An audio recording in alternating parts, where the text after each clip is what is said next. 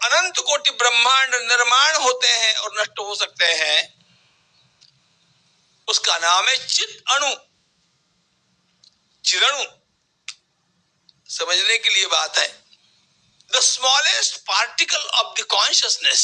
Consciousness, ध्यान में बात ये लेनी है, यहां पार्टिकल नहीं है, एटम नहीं है, न्यूट्रॉन प्रोटॉन नहीं है, यहां पर चित शब्द पहला आया है। कॉन्शियसनेस,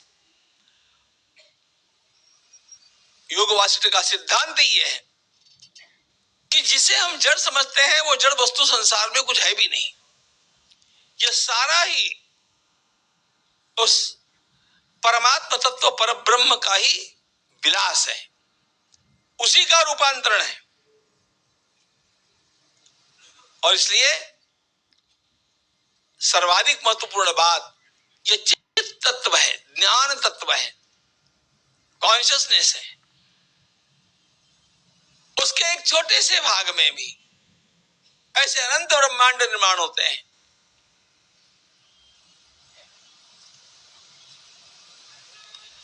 वह चित अणु सर्वाधिक महत्वपूर्ण है।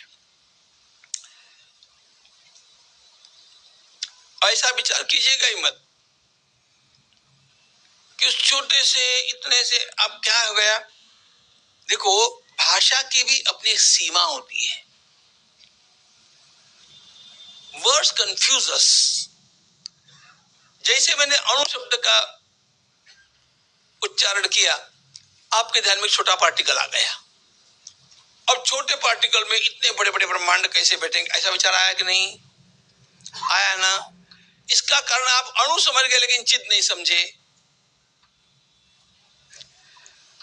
अब कल्पना करो, रात में आप सोए और नींद में आपने विमान में बैठ करके उड़ान भरी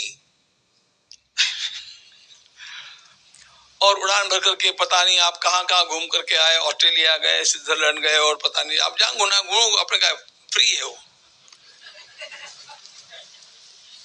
घूम करके आ गए। अब मुझे वो सारी बातें भूल जाइए, मूल बात यह है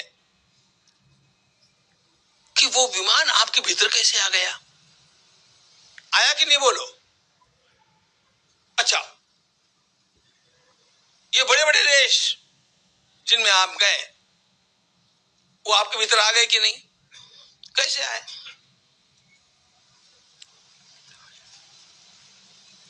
इसका कारण है कि दोनों भी ये सत्ताएं अलग हैं।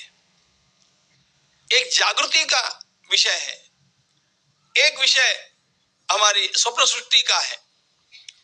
और जो कि स्वप्न सृष्टि में हम कॉन्शियस है, मतलब जागृति की दृष्टि से कॉन्शियस नहीं है, जागरूक नहीं है, लेकिन सपने में देखते हैं ना, सपने में बोलते हैं ना, तो उस दृष्टि से उतनी मात्रा के लिए हम जड़ नहीं है, कॉन्शियस है, चैतन्य है। अब इतने सारे पदार्थ हमारे भीतर जो आ गए, वेयर दे केम, यहां पर पदार्थों का आना जाना नहीं है, ये कॉन्शियसनेस में आना जाना है। और ये सारे के सारे पदार्थ, सारे के सारे ब्रह्मांड जब केवल जैसा हमने आरंभ में देखा था, दर्पण के अंदर दिखने वाले प्रतिबिंबों के समान है। अब आप ये भी सोच लीजिए, भूल जाइए सपने को, एक छोटे दर्पण में कितनी बातें दिखती है। वो एक हमारा गाड़ी चलाने वाला ड्राइवर एक दर्पण लगा करके बैठता है, अब उसको उस मिरर में पिछली कितनी गाड़ियां दिखती है, बिल्डिंग्स दिखती है, जो दिखता है ना, इतने में से कैसा आ गया, आ गया। सारा दृश्य ही इसी प्रकार का होने के कारण एक नहीं, हजार नहीं, अनंत कोटि ब्रह्मांड कितने भी उसमें आ सकते हैं। चित अणु, यहां पर शब्द अणु महत्वपूर्ण नहीं है, चित अणु महत्वपूर्ण है, कॉन्शियसनेस। ऐसे कितने ही दृश्य।